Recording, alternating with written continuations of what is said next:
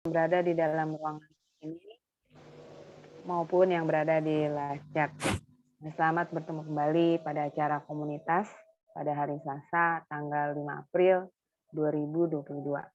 Bersyukur sekali pada Tuhan karena pada saat ini kita masih bisa dipertemukan kembali di sini dalam keadaan sehat untuk berkumpul bersama dan bisa mengikuti kembali pembekalan firman Tuhan.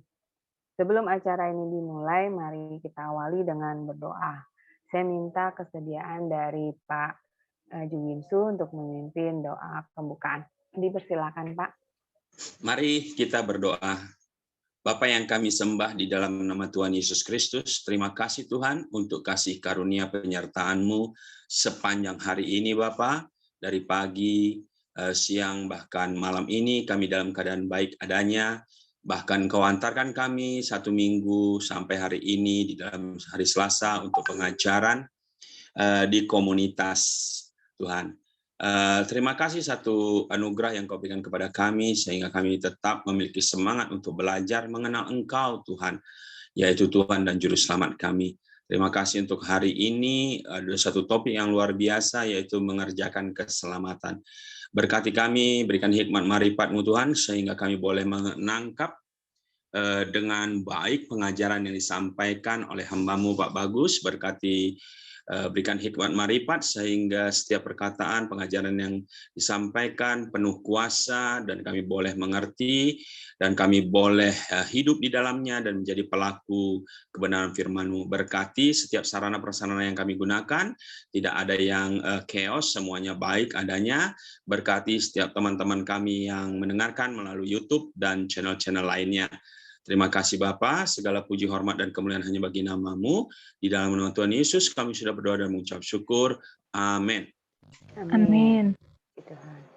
Pada acara malam ini yang menjadi narasumber kami kali ini adalah Pak Bagus.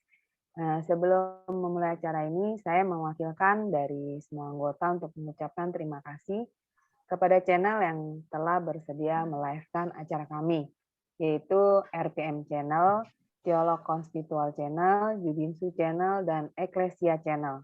Baiklah, untuk mempersingkat waktu, maka saya serahkan acara ini selanjutnya pada Pak Bagus. Dipersilakan Pak Bagus. Oke. Ya. Shalom, saudara, dan juga Shalom, untuk ya, yang menonton di channel YouTube. Malam hari ini kita akan bersama-sama belajar dan merenungkan kebenaran firman Tuhan dengan sebuah topik mengerjakan keselamatan yang terambil dari kitab Filipi pasal yang kedua ayat 12 sampai dengan yang ke-18. Filipi 2 ayat 12 sampai dengan 18. Ya, kami akan membacakannya untuk kita semua dalam nama Tuhan kita Yesus Kristus. Lembaga Alkitab Indonesia memberikan sebuah tema judul tetaplah kerjakan keselamatanmu. Hai saudara-saudaraku yang kekasih, kamu senantiasa taat. Karena itu, tetaplah kerjakan keselamatanmu dengan takut dan gentar. Bukan saja seperti waktu aku masih hadir, tetapi terlebih pula sekarang waktu aku tidak hadir. Karena Allah lah yang mengerjakan di dalam kamu, baik kemauan maupun pekerjaan menurut kerelaannya. Lakukanlah segala sesuatu dengan tidak bersungut-sungut dan berbantah-bantahan, supaya kamu tiada beraib dan tiada bernoda sebagai anak-anak Allah, yang tidak bercela di tengah-tengah angkatan yang bengkok hatinya dan yang sesat ini.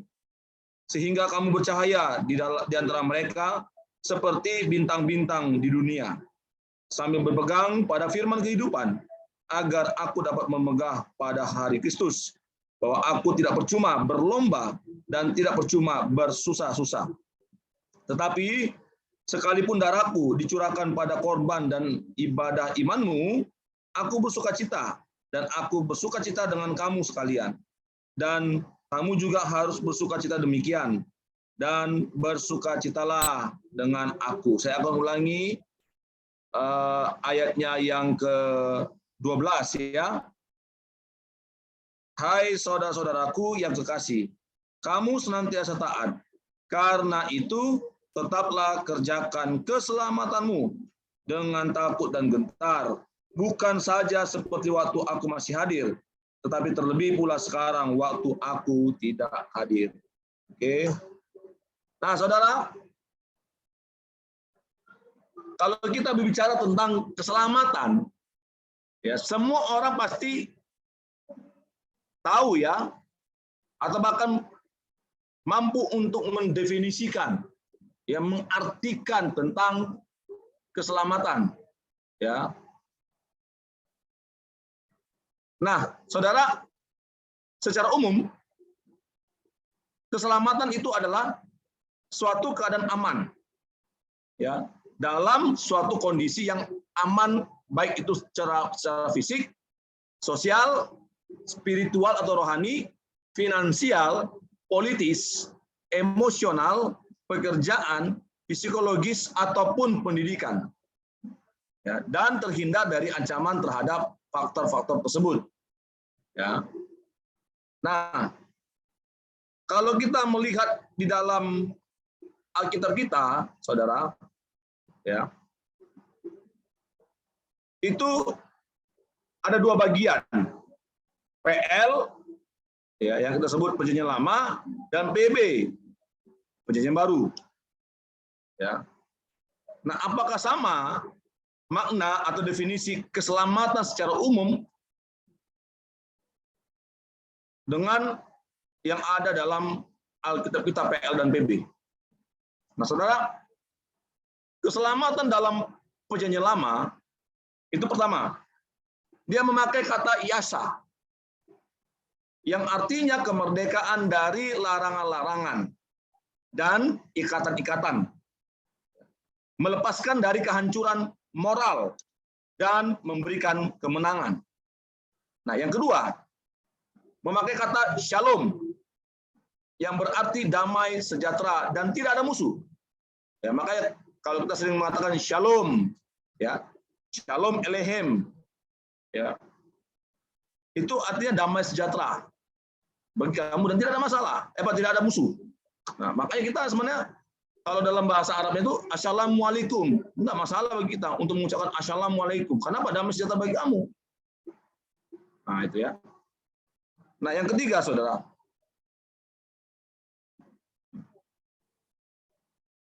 ya, ketiga itu memakai kata salem, yang artinya persembahan syukur bagi suatu kebebasan dalam perjuangan.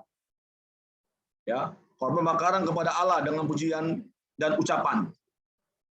Jadi ketika bangsa Israel sebagai umat pilihan Allah itu, ya, mereka memaknai keselamatan, pasti selalu ada persembahan syukur atau korban bakaran kepada Allah, nah, gitu. Sambil mereka memuji Allah, ya.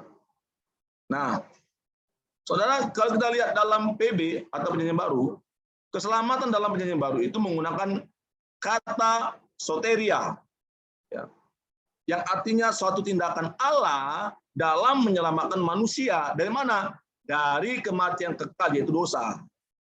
Ya. Karena itu merujuk kepada bagaimana kisah manusia yang pertama itu, ya, mereka melakukan sebuah pemberontakan, tidak taat akan perintah Allah, sehingga ketika mereka memberontak kepada Allah, mereka tidak taat untuk melaksanakan firman Allah itu, firman Tuhan itu, maka mereka jatuh dalam dosa, dan upah dosa adalah maut, ya. Nah, jadi dalam keselamatan PB itu memakai kata soteria, ya, yaitu berarti suatu tindakan Allah yang menyelamatkan manusia dari kematian kekal. Nah, kalau kita lihat dari PL tadi, ya, bangsa Israel sebagai umat pilihan Allah, ketika mereka memohon keselamatan yang daripada Allah, ya, Yod-Ivav itu, Hasim itu, maka mereka mempersembahkan korban kepada Allah. Tidak hanya dari ucapan, doa, pengakuan, tapi mereka mempersembahkan korban bakaran. Makanya ada di dalam hukum ya Yahudi itu ada korban penebus dosa atau penebus salah. Ya. Nah, kalau di PBB berbeda, saudara. Di dalam perjanjian baru kita tidak lagi mempersembahkan korban ya bakaran kepada Allah. Kenapa? Karena korban itu sendiri sudah digenapi dalam diri Tuhan kita Yesus Kristus, Sang Firman Allah itu yang sudah menjadi manusia. Ya. Di mana tindakan Allah ya, kalau kita baca ya, keselamatan dalam iman Kristen itu adalah karya Allah dalam Yesus Kristus. Yohanes 3:16. Karena begitu besar kasih Allah akan dunia ini, sehingga Dia telah mengaruniakan anaknya yang tunggal, supaya setiap orang yang percaya kepadanya tidak binasa, melainkan beroleh hidup yang kekal. Jadi dalam perjanjian baru itu, keselamatan itu adalah karya Allah dalam Yesus Kristus Sang Firman Bapa itu. Ya. Makanya kita tidak perlu lagi mempersembahkan burung merpati atau kambing domba atau lembu sapi, tidak perlu lagi. Karena semua itu sudah dilakukan oleh Yesus Kristus. Makanya Dia adalah anak domba Allah yang sempurna, yang suci, yang tak bernoda, saudara. Nah, lalu saudara pertanyaannya, bagaimana kita menerima keselamatan itu? Ya. Nah, saya akan membagikan ada beberapa poin, saudara. Pertama, kita diselamatkan melalui iman kepada Yesus Kristus. Di mana, saudara, yang bagian pertama ini, ya, syarat kita menerima keselamatan itu kita memang harus mendengar Injil itu. Mengenai apa? Tentang apa? Tentang kematian dan kebangkitan Yesus. Jadi gini, saudara, memang keselamatan itu universal. Ya, artinya Yesus itu, Sang Firman Allah itu datang ke dalam dunia, ya menjadi manusia itu, Dia berkorban di atas kayu salib itu untuk semua manusia tanpa terkecuali. Universal keselamatan itu. Tetapi saudara, ya ada berapa banyak orang? Pertanyaannya ada berapa banyak orang menerima keselamatan itu? Kayak gitu. Apakah mereka tahu, saudara, tentang keselamatan itu? Nah, makanya saudara, bagian pertama adalah ya mereka harus mendengar Injil itu. Mereka harus mendengar dan menerima berita Injil itu, kabar baik itu, kabar keselamatan itu, tentang kematian dan kebangkitan Yesus. Karena tanpa itu, saudara, mereka tidak pernah memahami keselamatan itu. Dan mereka tidak akan pernah menerima keselamatan itu, saudara. Itu. Jadi bagaimana mereka bisa memahami atau kita bisa memahami dan menerima keselamatan itu kalau kita dan bahkan mereka di luar sana, saudara, yang bukan pengikut dan murid Yesus, tidak pernah mendengar dan tidak menerima Injil itu, saudara. Nah, ini, saudara. Nah, yang kedua, saudara, bagaimana kita menerima keselamatan? Kedua, kita harus percaya dan menerima siapa? Yesus Kristus sebagai Tuhan dan Juru Selamat, saudara. Makanya dalam pengajaran kita itu ya meresponi dengan benar, kan gitu. Karena saudara, bagaimana keselamatan yang universal itu bisa kita terima, kita pahami, dan kita laksanakan, saudara, kita kerjakan kalau kita tidak percaya dan tidak menerima Yesus Kristus sebagai Tuhan dan Selamat. Gitu. Makanya ketika Rasul Petrus berkhotbah, 3.000 orang percaya, dia katakan, bertobatlah dan percaya kepada Yesus Kristus. Gitu. Bahkan Petrus mengatakan, engkau akan selamat, engkau dan seisi rumahmu. Jadi memang yang bagian kedua yang memang harus percaya dan menerima Yesus Kristus sebagai Tuhan sama. Karena tanpa itu, saudara, tidak akan berguna keselamatan itu. Sia-sia, saudara. Justru kita akan menjadikan anugerah keselamatan itu menjadi anugerah murahan. Ya. Padahal sebenarnya pengorbanan Yesus di atas kayu salib itu mahal harganya. Ya. Tidak bisa dinilai dari ukuran manusia, saudara. Jadi bagaimana anugerah keselamatan itu bernilai mahal, ya kita harus percaya dan terima Dia, Yesus sebagai Tuhan dan Selamat. Yang ketiga, saudara, kita harus mengalami pertobatan. dan memperbaharui pikiran, perbuatan, dan seluruh hidup kita. Jadi keselamatan yang universal itu tidak akan pernah berguna, tidak akan pernah berdampak dalam hidup kita, ya. Yang tadi ya, kita dengar berita Injil, kita terima berita Injil, lalu kita percaya dan menerima Yesus sebagai Tuhan, lalu bertobat, harus mengalami pertobatan. Dan memperbaharui pikiran, perbuatan, dan seluruh hidup kita. Saudara. Jadi, keselamatan itu tidak statis, tapi dinamis. Saudara. Keselamatan itu memang harus dikerjakan. Kita harus mengalami pertobatan setiap hari, mengalami pertobatan, saudara. Ya, dan memperbaharui pikiran dan perbuatan kita. Nah, lalu pertanyaan kembali, saudara. Mengapa kita harus mengerjakan keselamatan? Seberapa pentingkah mengerjakan keselamatan itu, saudara? Ya. Nah, apakah keselamatan itu, saudara, hasil dari perbuatan kita? Ya. Banyak orang, bahkan ada juga orang Kristen, saya pernah mendengar itu, ketika ada seorang hamba Tuhan ditanya, Pak Pendeta, kalau nanti Pak Pendeta mati, meninggal dunia, Pak Pendeta kemana? Nah, beliau menjawab, ya tergantung. Kalau selama saya di dunia ini saya berbuat baik, saya ke surga. Kalau tidak, saya ke neraka. Waduh. Bisa kita bayangkan, saudara. Ya, kalau ini juga menjadi sesuatu yang diterima menjadi suatu kebenaran bagi orang Kristen, berarti bagaimana, saudara? Ya. Berarti kita selamat itu karena kita berbuat baik. Jadi perbuatan baik kita itu yang membuat kita selamat. Apakah seperti itu, saudara? Ya kan? Kalau kita lihat, saudara, dalam teks yang kita baca tadi, Filipi 2 ayat 12, ya. Kalau dalam bahasa Ibrani itu metapoboi kait tromoten keoton soterian katogeste, ya, mengerjakan keselamatan dalam Filipi 2 ayat 12 itu bukan penentu untuk memperoleh keselamatan, saudara. Atau keselamatan bisa hilang.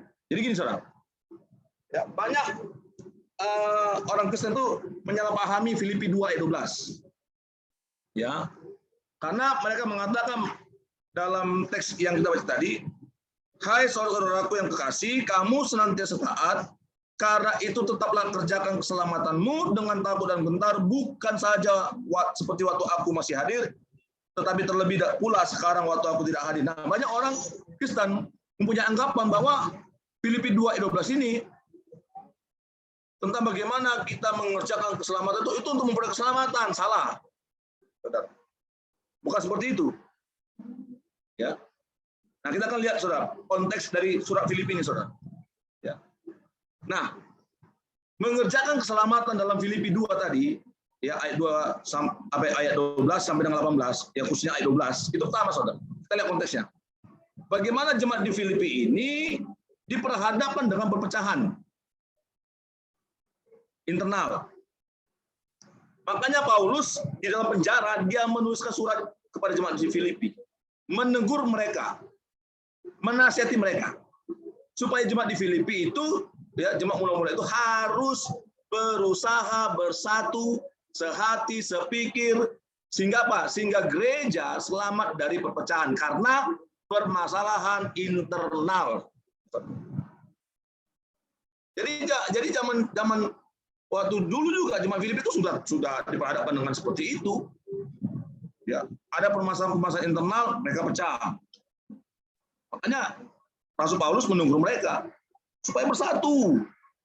Kerjakan keselamatanmu. Artinya bersatu, sehati sepikir. Sehingga gereja itu tidak pecah. Karena apa? Permasalahan internal. Nah, kalau kita rujuk kepada kita, saudara, di zaman sekarang ini, ya, mengaplikasikannya dalam kehidupan kita sekarang ini, kita renungkan, saudara. Ada berapa banyak gereja pecah? Karena apa? Permasalahan internal. Itu bukan rahasia umum lagi, saudara. Ya, konflik antara sesama pendeta, ya, antara pendeta junior, ya, PDM, PDP atau pendeta junior dengan pendeta senior. Ya, dengan beberapa jemaat. Ada pula jemaat yang memprovokasi pendeta junior itu. Ya sudahlah Pak Pendeta, kita keluar aja dari gereja ini. Ya saya sanggup kok untuk nyewa ruko. Nanti dari saya aja sewa ruko itu. Kayak gitu. Ya, kita kumpulkanlah berapa kakak ini yang pro ke Pak Pendeta. Kita keluar dari gereja ini. Ya kan gitu. Kita nanti beribadah di sana aja, di ruko yang saya sewa atau di ruko saya. Saya akan lengkapi semuanya. Ya. Lalu pecah. Karena ada konflik, permasalahan internal. Bukannya diselesaikan, tapi justru memisahkan diri, memecahkan diri. Dengan dalih ya bahwa gereja itu berkembang. Iya. Ya. Bahwa memang gereja itu harus bertumbuh, ya memang harus pecah. Enggak seperti itu, Saudara. Justru itu melukai tubuh Kristus. Harusnya kalau ada permasalahan internal, selesaikan dulu, Saudara. Duduk bareng gitu loh.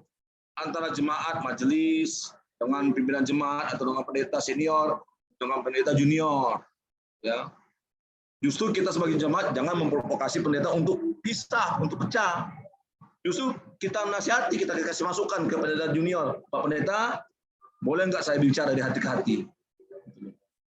Yang ngobrol baik-baik, ya berikan masukan, ya saling berdoa. Begitu juga dengan pendeta senior, ya kan? Kita ngobrol dari hati ke hati dengan pendeta senior itu, kasih masukan, ya kasih gagasan. Itu bagaimana supaya jemaat ini tidak pecah, ya segala permasalahan internal diselesaikan. Kan enak itu. Bukannya malah kita bentuk blok-blok, ya ini pecah, gitu loh. Mendirikan gereja baru, ya. Nah, Yesus Tuhan Yesus tidak akan senang itu. Gitu. Kalau gereja bertumbuh karena perpecahan, karena ada permasalahan internal, ya Tuhan tidak pernah senang. Apalagi kalau itu masalah uang. Ya kadang-kadang kan masalah uang ini sangat-sangat sensitif di gereja, Saudara. Ya, contohnya panitia pembangunan, ya. Lalu ada lagi uang apa gitu, uang persepuluhan dan lain sebagainya. Ini masalah. Jadi apapun menjadi permasalahan internal itu selesaikan dengan damai sejahtera, Saudara. Itu kepala dingin, hati dingin, duduk bareng. Selesaikan, Saudara. Hati sepikir bersatu, Saudara. Nah, Paulus juga menasihati jemaat Filipi. Untuk apa? Mereka mengerjakan keselamatan.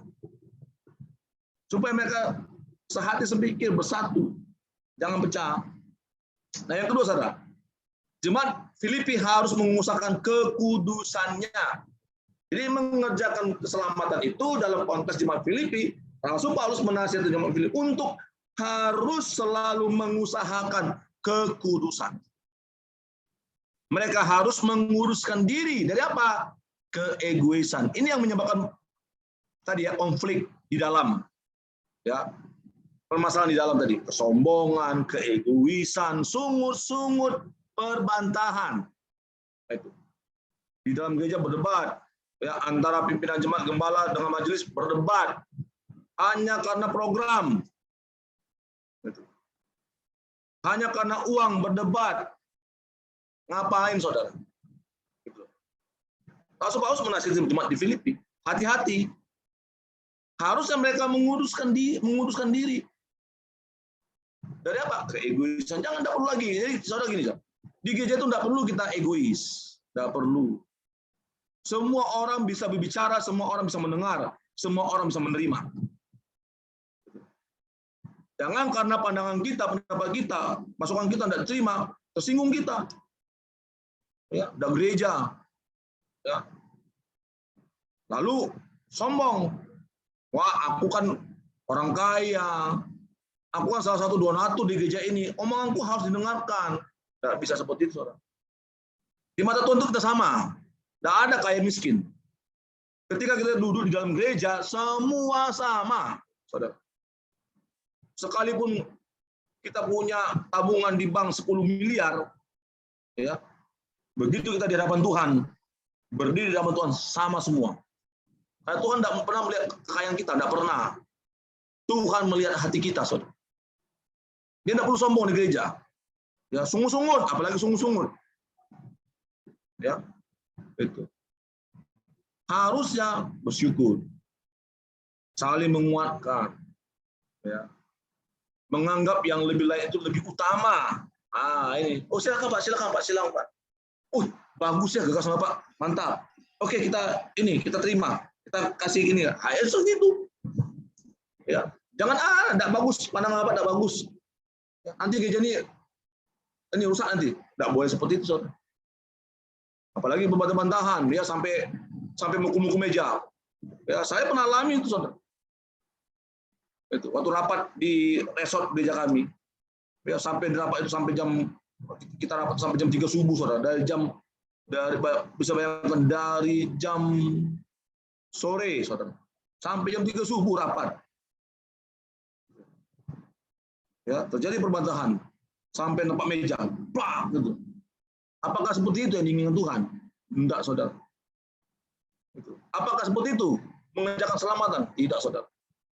Ngapain kita perbantah-bantahan? Gitu. Dalam rapat, gitu. Kenapa? Karena yang kita carikan kemuliaan Tuhan. Kita rapat, merapatkan program, menyusun program kan untuk apa? Untuk kemajuan gereja. Untuk pekerjaan Tuhan. Nah ini saudara, bahaya, hati-hati. Jadi mengerjakan keselamatan seperti itu, saudara. Nah yang ketiga, jemaat Filipi harus menunjukkan buah pertobatan kepada setiap orang. Melalui apa? Perbuatan baik. Nah itu. Jadi buah pertobatan itu nampak dari dalam kehidupan kita. Ini yang dinasihatkan oleh Rasul Paulus kepada jemaat di Filipi. Kamu dikatakan orang bertobat, mana buahmu? Harus ditunjukkan perbuatan baik. Jadi selamat dulu, menerima anugerah keselamatan, hidup dalam keselamatan itu, ya seperti tadi yang di poin saya pertama tadi, lalu apa? Hasilkan buah pertobatan. Melalui apa? Perbuatan baik. Buah-buah roh. Nah, yang keempat, ya, jemaat Filipi harus taat dalam segala keadaan. Harus taat dalam segala keadaan. Bukan pada saat jemaat bertumbuh, taat sama hamba Tuhan. Ya. Jemaat lagi sukacita, taat. Kita lagi senang, taat pada Tuhan. Lagi ada pergumulan, masalah, tidak taat. Ya. Ada kebalikannya juga. Waktu ada pergumulan, rajin ke gereja. Ya, seolah-olah dekat dengan Tuhan. Wow. Tapi ketika hidupnya sudah senang, lepas dari kesusahan, lupa Tuhan. Tidak bisa seperti itu. Jadi Rasul Paulus menasihatkan jemaat di Filipi harus taat dalam segala keadaan. Itu makna mengejarkan keselamatan, kata Rasul Paulus. Taat dalam segala keadaan. Nah, saudara, keselamatan itu progresif. Apa maksud keselamatan progresif? Ya, saudara. Nah, dalam keselamatan progresif, kita sebagai orang Kristen dibebaskan dari kuasa dosa aktual dan masuk dalam proses pengurusan. Seperti yang saya katakan tadi di awal. Ya. Jadi ketika kita belum mengenal keselamatan, belum menerima keselamatan, belum mengejar keselamatan, kita ini hidup dalam dosa dan dikuasai oleh dosa. Tapi ketika kita hidup dalam anugerah keselamatan, ya, seperti yang saya katakan pertama tadi, ada beberapa poin tadi, ya, mendengar Injil dan menerima Injil, menerima dan mengimani Yesus sebagai Tuhan dan Selamat, ya, lalu hidup dalam kudusan. Nah, kita dibebaskan dari kuasa dosa. Makanya firman Tuhan katakan, dosa tidak lagi berkuasa atas hidupmu. Kenapa? Karena kita sudah dibenarkan dalam iman kita kepada Yesus Kristus. Saudara. Nah, jadi pengudusan itu, saudara, melibatkan Allah dan kita, usaha kita. Jadi ada usaha dari kita, ada. Tidak hanya Allah saja yang berperan, tidak. Pengudusan itu melibatkan Allah dan kita, ya, usaha kita. serta tidak terjadi secara otomatis. Tidak. Di mana kita sebagai orang Kristen, pengikut dan murid Yesus harus menyerahkan diri kita total, sepenuhnya kepada Allah. Jangan setengah-setengah, saudara. Gitu. Kalau kita mau jadi orang Kristen, saya mau katakan, saudara, jangan jadi orang Kristen yang setengah-setengah atau som-som buku. Tidak panas, tidak dingin. Itu bukan orang Kristen. Saya tegas mengatakan, Anda dan saya bukan orang Kristen. Kalau kita hanya sebatas orang Kristen yang setengah-setengah. Tidak bisa, saudara. Seperti itu. Kita sebagai orang Kristen harus menjadi orang Kristen yang full. Saudara. 100%. Menyerahkan diri kita sepenuhnya kepada Allah. Makanya Roma 12 ayat 1. Persembahkanlah tubuhmu sebagai persembahan yang hidup, yang kudus, dan yang berkenan kepada Allah. Itu adalah ibadahmu yang sejati. Nah, saudara, kita sebagai orang Kristen, ya, pengikut dan murid Yesus, harus mempraktikkan iman yang serius. Sebegitu seriusnya, sehingga kita mencapai tahap takut dan gentar. Nah, itu. Jadi praktekkan iman itu. Serius, jangan main-main. Itu. Nggak bisa, saudara. Saya mau katakan, kalau Anda menjadi orang Kristen untuk main-main, saya katakan, lebih bagus kita tidak usah menjadi orang Kristen. Saya tegas, saudara. Kalau Anda beriman kepada Yesus hanya main-main, tidak serius, lebih bagus kita tidak usah jadi orang Kristen. Maaf, saya harus tegas katakan. Tidak bisa, saudara. Ya, kalau kita menyatakan aku orang Kristen, aku pengikut dan murid Yesus, praktekkan imanmu secara serius. Sebegitu seriusnya, hingga kita mencapai tahap takut dan gentar. Apa itu, saudara, takut dan gentar itu? Ya, saya akan bahas, saudara. Nah, apa itu takut dan gentar? Memiliki ketakutan dan kegentaran yang saleh itu melibatkan lebih dari sekedar mengakui keberdosaan dan kelemahan rohani seseorang. Memiliki ketakutan dan kegentaran muncul dari pemujaan dan cinta yang mendalam. Kepada siapa? Kepada Tuhan, saudara. Jadi ketika kita mengerjakan keselamatan dengan takut dan gentar, maka ketakutan dan kegentaran kita itu, saudara, muncul dari pemujaan kita dan cinta kita akan Tuhan yang begitu dalam, saudara. Makanya kita merasakan wow dengan Tuhan, saudara. Orang yang takut akan Tuhan akan rela menerima teguran Tuhan. Ya, kenapa? Karena mengetahui bahwa Allah mendisiplinkan kita demi kebaikan kita. Supaya apa, saudara? Supaya kita dapat berbagi kekudusannya. Saya bacakan Ibrani 12 ayat 10.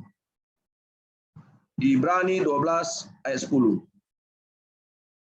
Sebab mereka mendidik kita dalam waktu yang pendek, sesuai dengan apa yang mereka anggap baik, tapi dia besar, ya, Tuhan menghajar kita untuk kebaikan kita. Supaya apa? Supaya kita beroleh bagian dalam kekudusannya. Jadi ini, saudara. Jadi orang yang takut akan Tuhan itu rela menerima teguran Tuhan. Jangan ketika ada pergumulan, tantangan, waduh Tuhan, kok begini Tuhan? Aku sudah melayani Tuhan. Jadi worship leader, liturgos, pemain musik, singer di gereja, usher di gereja.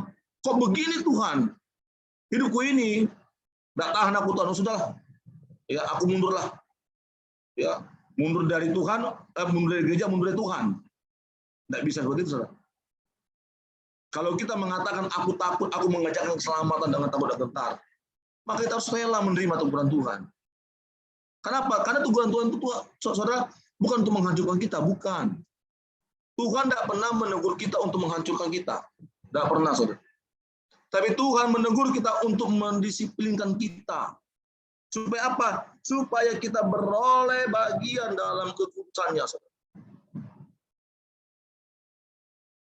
Nah, ketakutan dan gemetar ini, saudara, akan menyebabkan kita sebagai orang yang percaya berdoa dengan sungguh-sungguh, memohon kepada Tuhan dalam menghindari dosa. Jadi ketika kita sudah bisa mengerjakan keselamatan kita dengan takut dan gentar, maka kita merasa, Tuhan, kalau aku tidak berdoa, kalau aku tidak sungguh-sungguh memohon dalam doaku, aku tidak pernah menghindari diri saya dari dosa. Tapi ketika aku berdoa dengan sungguh-sungguh, aku terhindar dari dosa.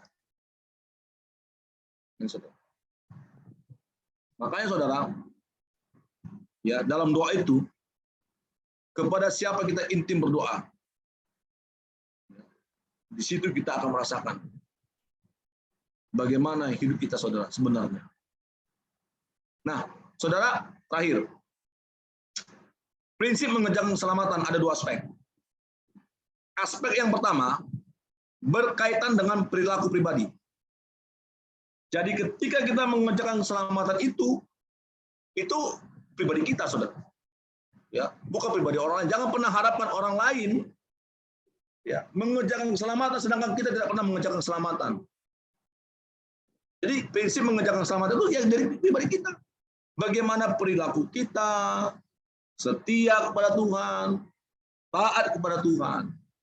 Yang kedua, saudara, aspek kedua, ketekunan dan ketaatan yang setia sampai akhir. Jadi ketika kita mengerjakan keselamatan itu, kita tekun di dalam itu. Tekun untuk mengerjakan keselamatan itu. Tekun untuk mencari Tuhan. Tekun untuk mengenal Tuhan lebih dalam. Taat sampai mati. Ya, jangan ketika kita enak taat. Kalau kita susah enggak taat. Enggak bisa, saudara. Ya. Kalau kita mengatakan aku orang Kristen, pengikut dan Yesus, aku mengerjakan keselamatan, berarti kita harus siap, saudara, dua hal ini. Ya, terima kasih. Tuhan memberkati kita semua. Saya persilakan kepada Bu Aling, silakan Bu.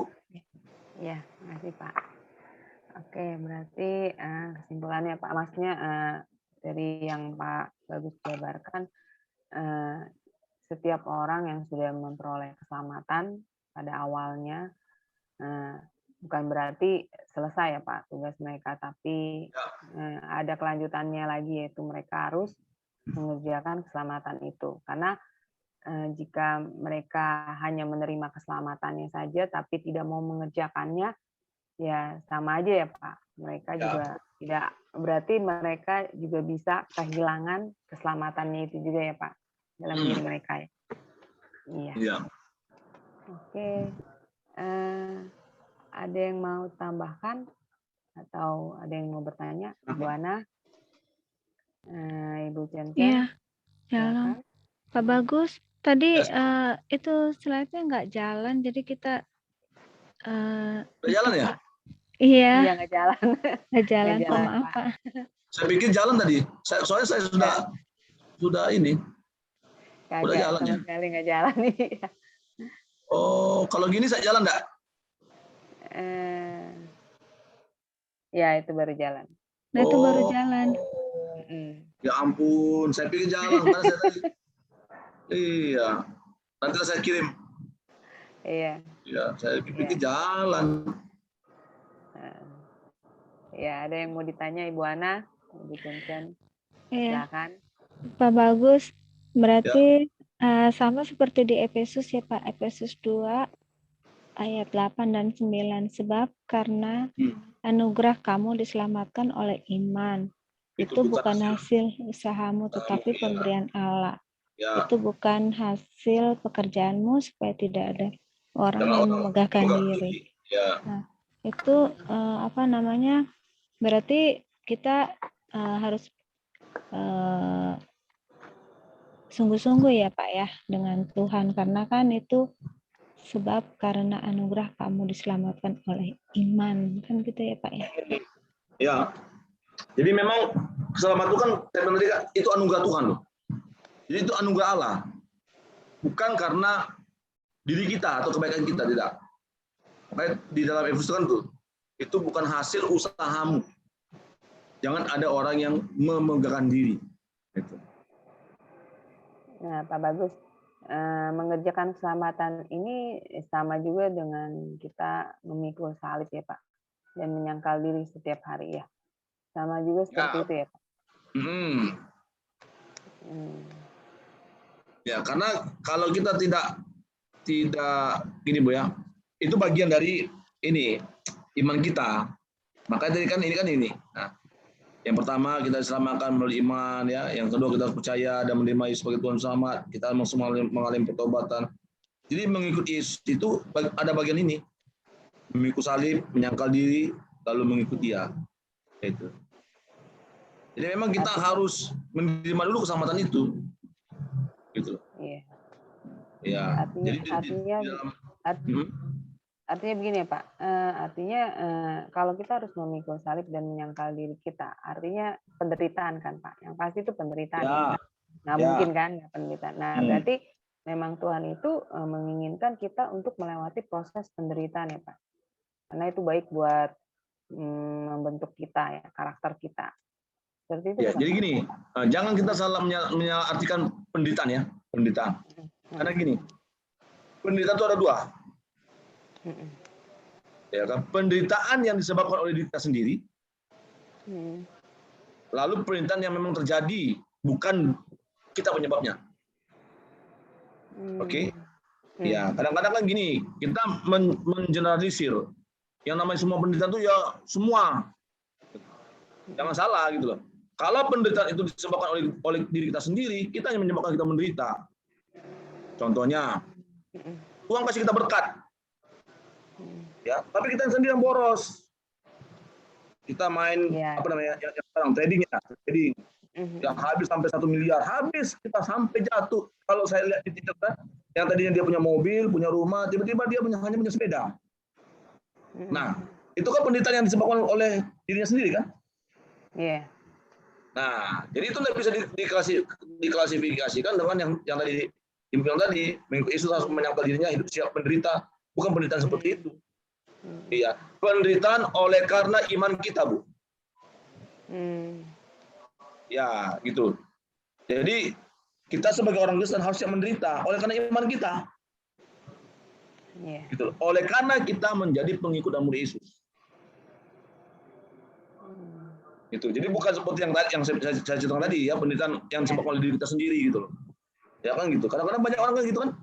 Ya kan dikasih Tuhan berkat, ya dia jadi yang tadinya punya motor, ya yang tadinya naik sepeda, dia doa sama Tuhan dikasih motor, dikasih mobil, yang tadinya rumahnya kontrak, ya gubuk-gubuk, terus Tuhan rumah sampai rumah mewah, seperti yang bisa bilang tadi, hancur semua.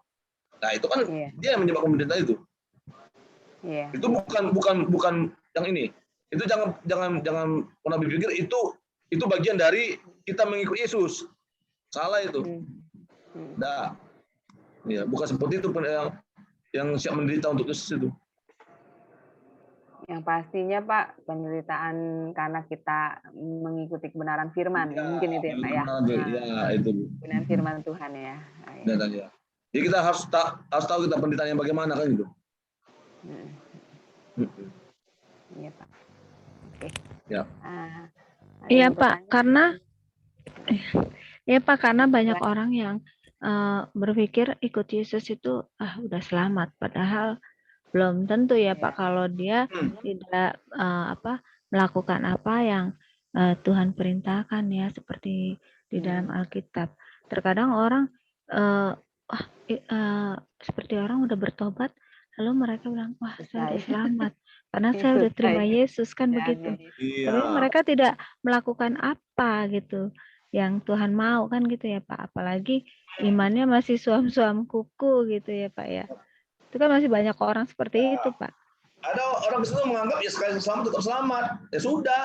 Pokoknya aku udah jamin Iya selamat. benar Pak. Ngapain lah. Ya sudah aku kerjakan.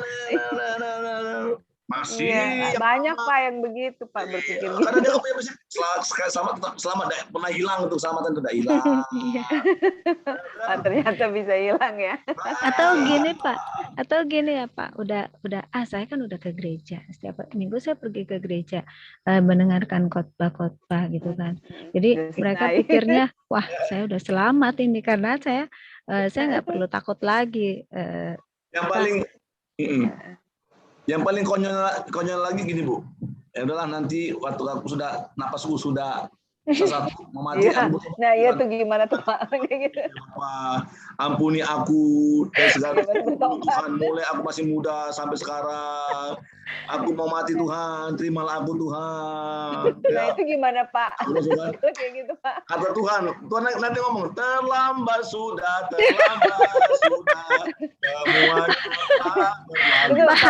Masih mending kalau yang ada di Matius itu Pak, yang dia bilang, aku tidak mengenal engkau, nyala. Nah, lo kalau gitu. Kejahatan itu bahaya. Iya kan. Itu dia. Lambat, kalau Tuhan terlambat gitu loh. Misalnya orang ini semasa hidupnya, ya kan, dia Kristen, tapi semasa hidupnya dia tidak mengerjakan keselamatannya, lebih banyak berbuat dosa. Lalu kemudian dia tua gitu kan, masih usia tua, terus kemudian dia pas udah mau meninggal dia baru minta ampun, bertobat, itu gimana Pak? Lambat lah itu. Nah, kan itu tadi Pak Bagus sudah bilang, gini, Bu, udah nyanyi. kadang orang berdalih, ini Bu ya. Tahu enggak Bu, dari mana diambil? Kan sama pemerintah itu waktu penjahat yang di sebelah Yesus itu, wah, di titik lahirnya itu dia selamat loh. Dia ngomong sama Tuhan Yesus. Lalu apa jawab Yesus? Pada hari ini engkau ada bersama-sama aku di Taman Firdaus. Itu yang dipakainya Bu. Waduh kacau. Iya, nah itu. Kan saya bilang orang kayak gitu Pak. Ya, itu konteksnya masih beda muda, bro. ntar lagi bertobatnya. Kan kalau udah mau Itu konteksnya beda bro. Saya bilang itu. Jangan kau pakai, saya bilang tuh, jangan kau pakai ayat itu. Nanti kalau kau mau mati baru kau bertobat, aku bilang itu. Beda itu. Konteksnya itu. Kenapa? Karena orang itu, ini Bu ya, karena penjahat yang di sebelah Yesus itu, memang dia awalnya tidak percaya sama Yesus. Gitu loh. Iya, beda konteks ya Pak. Iya. Itu konteksnya beda. Makanya saya bilang beda dengan kau bro. Saya bilang kau orang Kristen gitu. Kalau sudah keselamatan, gitu loh. Kalau sudah mendengar Injil, itu bedanya. Iya, kalau dia kan nggak pernah ya Pak. Baru saat itu. Iya. Jangan kita pakai ayat itu. Kadang-kadang banyak orang itu memelintir gitu ya. Dia pakai ayat itu kan itu nantilah kan. Sedangkan penjahat yang di sebelah Yesus saja bertobat, diterima. Apalagi saya katanya. Oh, enggak bisa seperti itu saya katakan.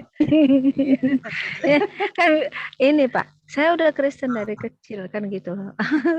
Jawabannya, saya udah kenal Kristus dari kecil, jadi saya tahu dan saya selalu taat pergi ke gereja, perpuluhan gitu. Tapi baca firman-nya enggak, melakukan firman-nya enggak. Nah, iya, menjadi pelaku itu dia. enggak. Iya. Nah, itu. Iya, makanya ya apa namanya, jangan pemahamannya salah bahwa menjadi pengikut Kristus itu penuh berkat, itu berkelimpahan. Padahal sebenarnya PR-nya itu banyak loh. Ya Pak Bagus ya. PR yang harus dikerjakan oleh anak-anak Tuhan itu banyak. Bukannya hanya udah jadi Kristen lalu kemudian mendapat keselamatan, lalu berkat yang berlimpah. Mendapat berkat yang berlimpah juga ada syaratnya. Keselamatan ya diselamatkan itu. Tapi berkat yang berlimpah itu harus mengerjakan PR-nya dulu. Baru Tuhan kasih berkatnya ya Pak. Benar nggak Pak? Iya, mengerjakan keselamatan kita.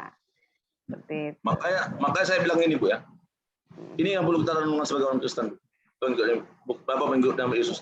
Jangan mau menjadi orang Kristen yang setengah-setengah. Betul Pak. Iya, gitu loh.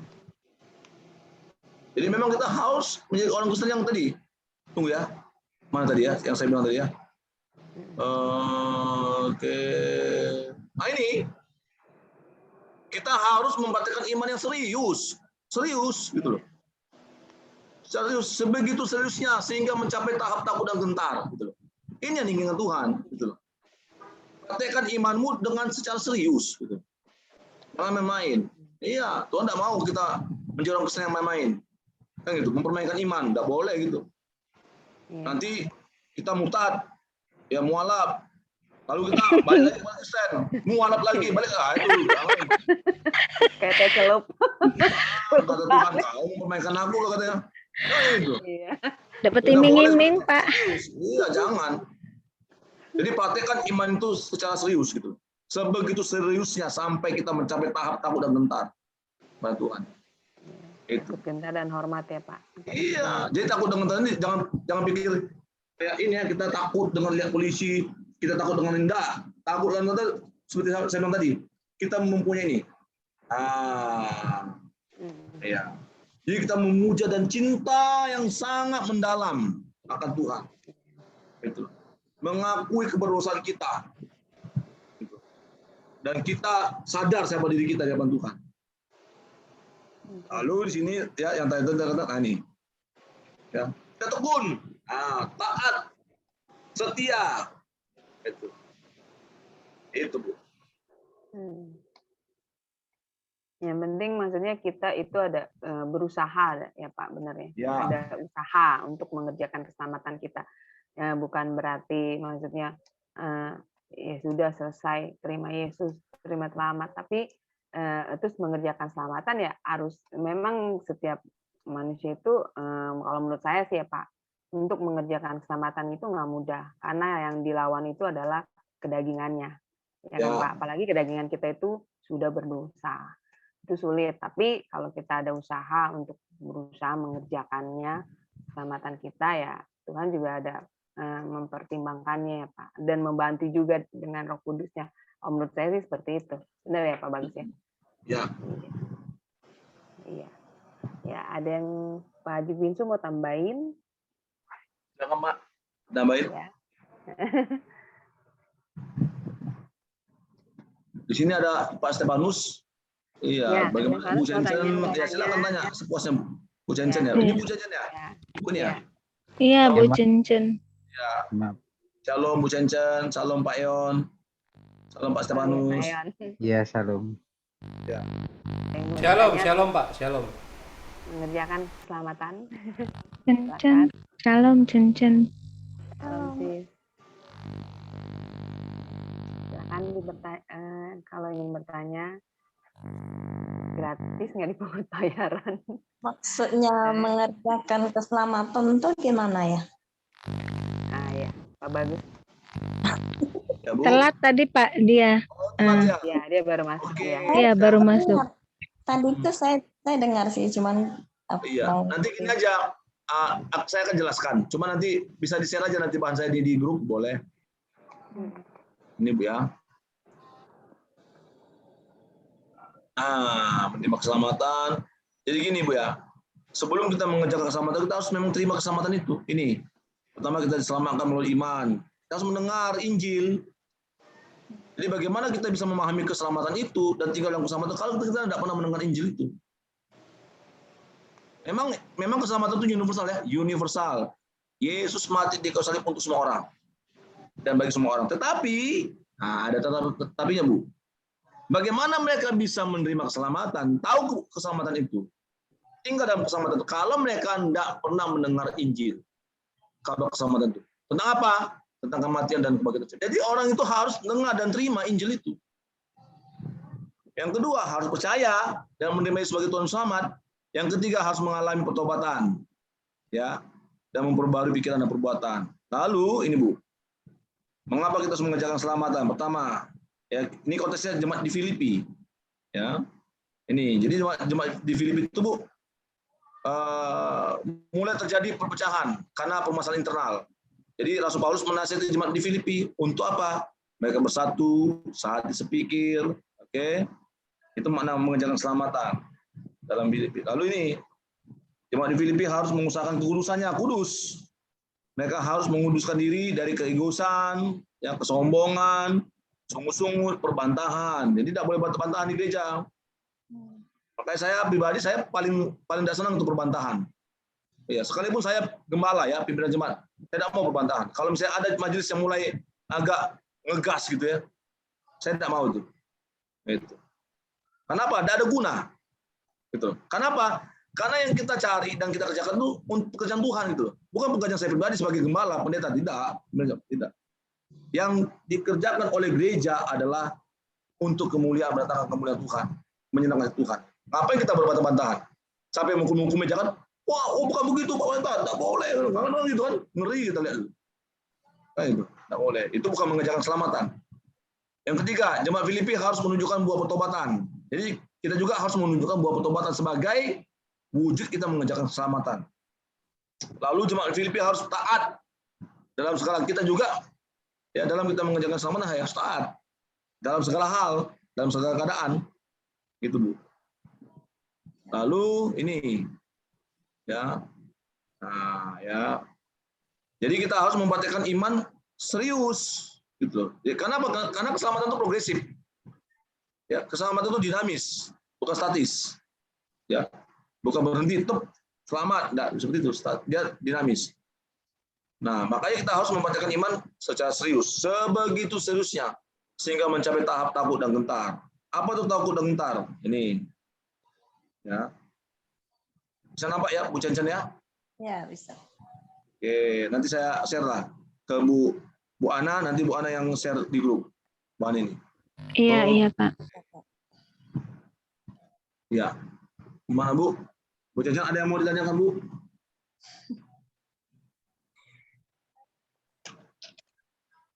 Silakan Bu.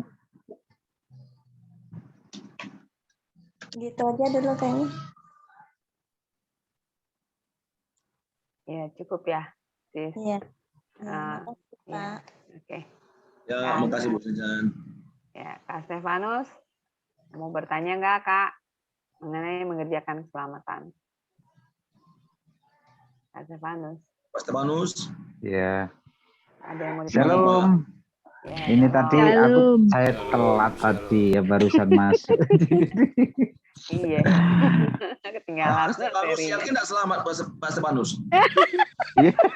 Kayak dulu gitu, jangan-jangan nanti saya ngajar taunya Pak Stefanus Isa Al, Isa Yesus katanya. Tadi aku mikir lagi Pak. Tadi balik lagi ke lu. Enggak sih, kalau saya sih tentang keselamatan itu memang saya rasakan itu dari Tuhan itu. Apapun yang saya kerjakan itu, kalau saya udah ngerjakan dengan baik dan saya dikasih keselamatan, dikasih kekuatan, dan itu semua karena Tuhan. Jadi kalau ada juga sih yang mau mengajak saya balik ke sana, tapi saya nggak mau. Iya memang.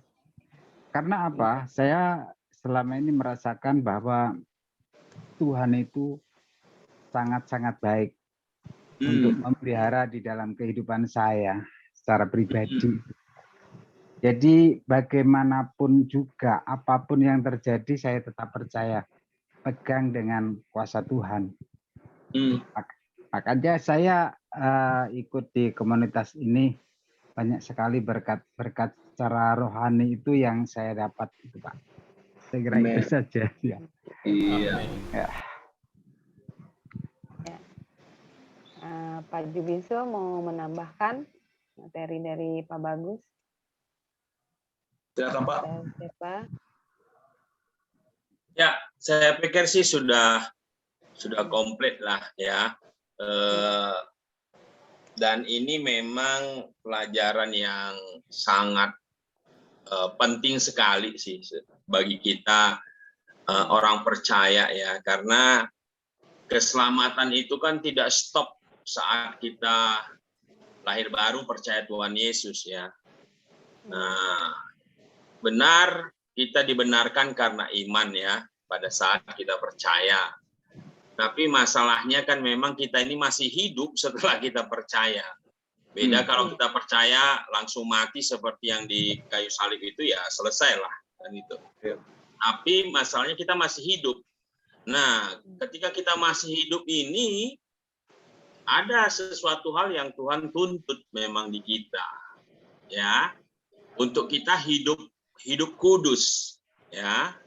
Maka sering dikatakan itu sanctification, pengudusan. Benar yang disampaikan Pak Bagus tadi itu dua pihak ya. Jadi dia bukan satu pihak di Tuhan saja, tapi kerjasama dengan kita. Nah, inilah yang kadang kan keselamatan ini lost di orang percaya, hilang dalam artian tidak serius. Padahal ya Tuhan mau kalau kita baca di dalam Roma 8 ayat 29 itu ya, itu jelas sekali dikatakan Sebab semua orang yang dipilihnya dari semula, mereka juga ditentukannya dari semula untuk menjadi serupa dengan gambaran anaknya, supaya ia anaknya itu menjadi yang sulung di antara banyak saudara. Jadi Tuhan Yesus itu dikatakan yang sulung, ya, dari banyak saudara. Ya, kita ini saudara-saudaranya, kita anak-anak Allah, yang harusnya kita serupa dan segambar dengan Kristus.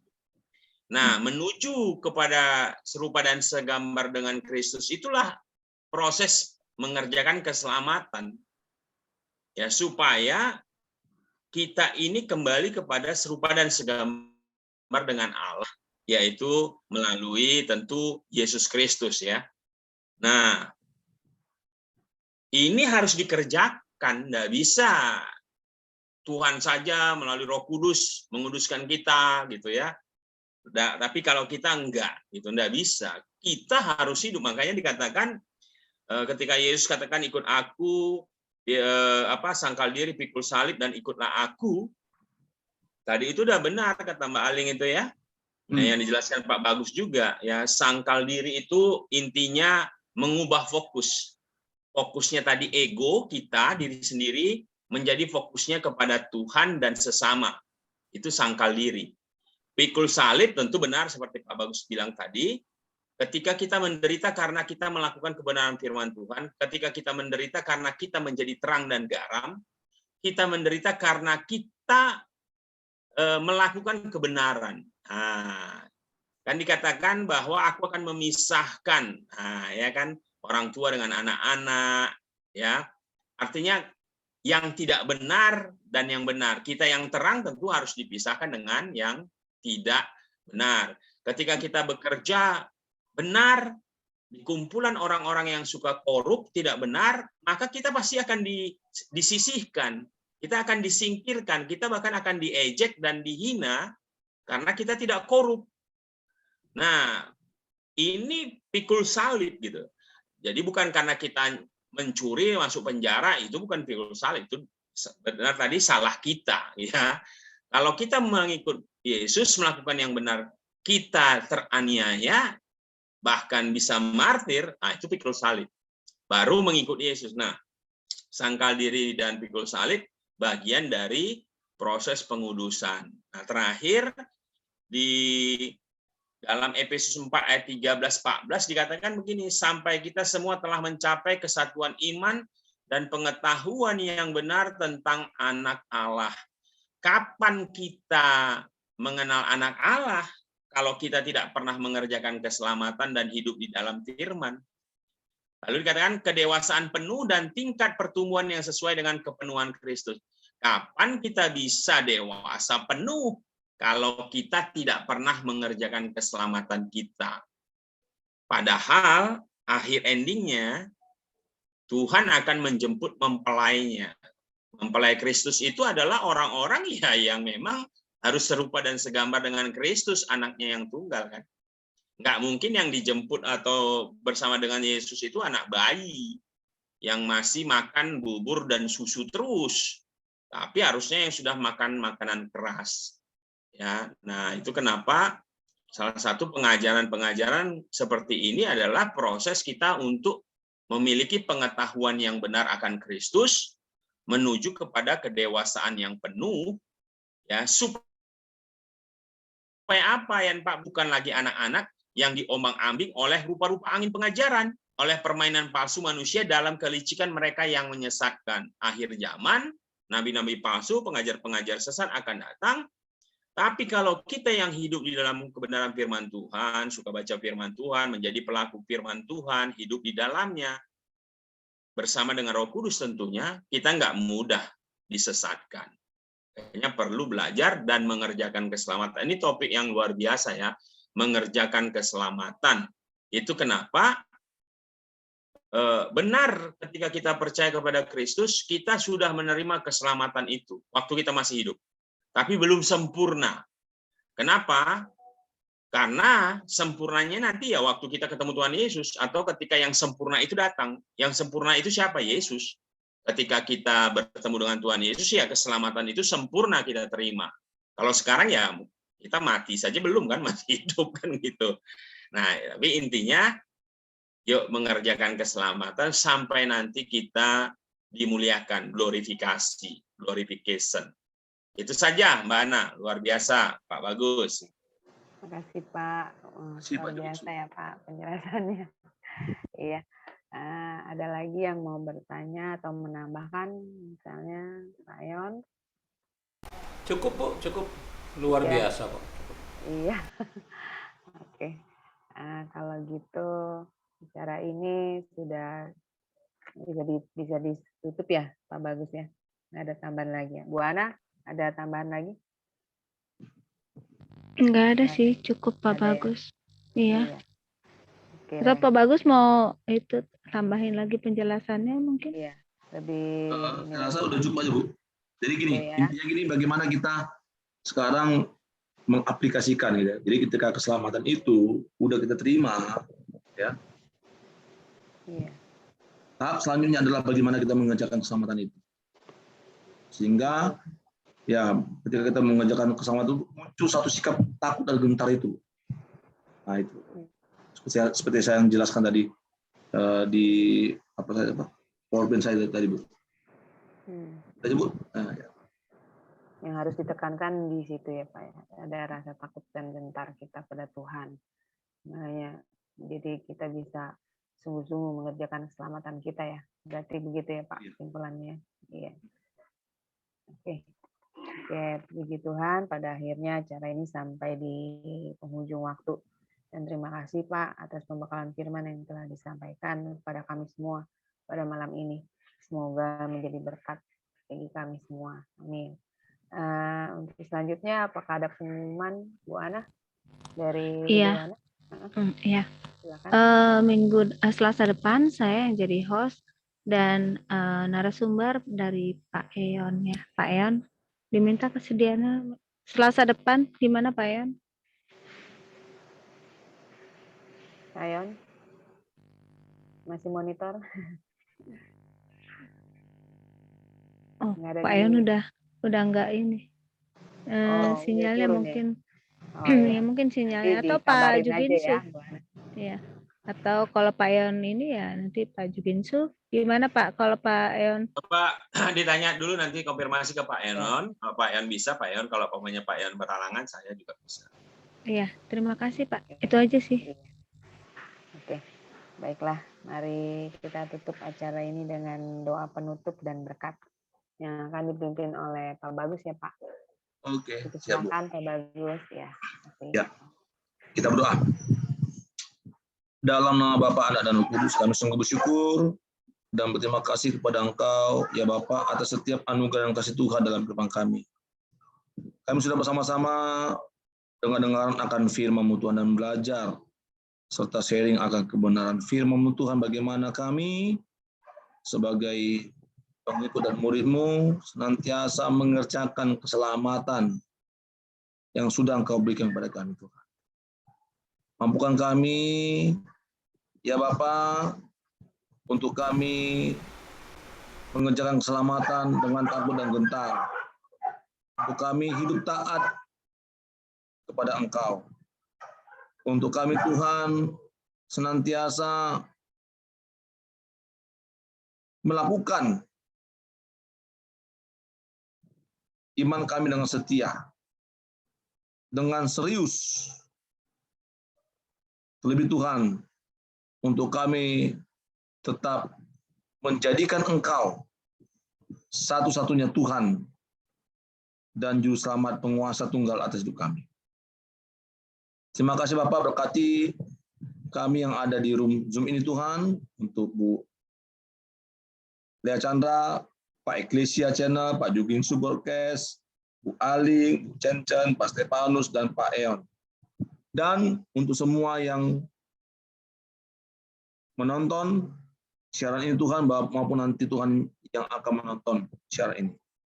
Supaya kami semua Tuhan mengalami anugerah berkat Tuhan dalam setiap pekerjaan dan usaha kami, terlebih Tuhan dalam kesehatan kami Tuhan, dalam rumah tangga kami, anak-anak kami berdoa Tuhan berkati mereka, dalam pertumbuhan mereka, dalam pendidikan mereka, dalam segala cita-cita hidup mereka Tuhan. Jadikan Tuhan anak-anak kami menjadi anak-anak yang bertumbuh seturut dengan kehendak Tuhan. Anak-anak yang menjadi kebanggaan bagi kami orang tuanya. Anak-anak yang takut akan Tuhan.